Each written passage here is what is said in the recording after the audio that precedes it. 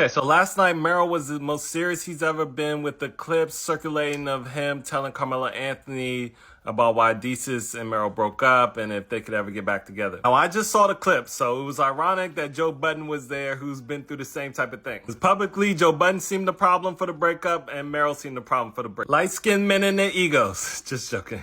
Bad PR for light-skinned men, though. Bad PR. You know what they say? You can't trust Afro-Latinos from Jersey.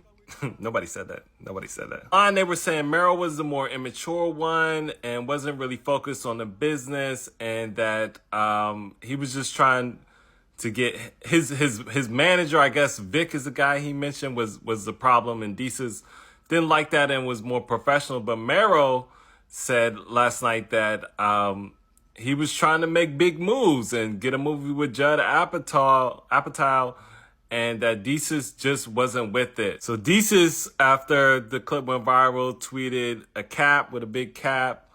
And I definitely think it was more to that, because it was a lot of back and forth online. If you remember last year, I knew somebody that worked with them and said they had not been like really cool with each other for a while, but the chemistry was undeniable. I mean, they were just getting better and better and sharper. And even as a comic, it was just annoying to see how funny and good they were. So it's crazy because Mero presented like he was the more serious one, and Desus, he made it seem like Desus just wasn't with what Mero was doing. So I don't know if I'm buying that. But it seems like creative differences, and it seems like just egos clash. But like Carmelo said, man, the show was hot as hell for millennials, especially East Coast New Yorkers.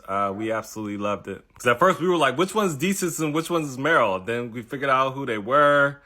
Then they were getting on comedy festivals, and they were going, man. They did an interview with Kevin Hart that I listened to, and it sounds like things were on the up and up. But I don't know. They were never really friends. If you know their story, they were just kind of put together, because they were just both really talented. So they were never really close like that. They just had similar backgrounds, similar interests, and it just worked for a while.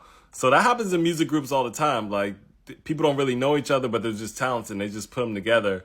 But in the long run, the foundation just wasn't really that strong, and so they break up. Once money gets involved, the manager and agents and all that get involved, it's like, well, we were never really that cool anyway. So I think that's what it was. And that happens a lot. Like, that always happens. Like, it's usually like a 5 or 6 year run, and then people grow and break up and go and do their own thing. So yeah, I don't think they'll ever get back together. Maybe later when they get older, but I think it's done. Caramel and dark chocolate M&Ms don't go together. They're both from the Bronx, so they both been trained how to survive, so they'll be fine. It seems like they were grooming Desus to be like a late night talk show host or something. Definitely should have gave the show to him before Taylor Tomlinson, but we'll see what happens.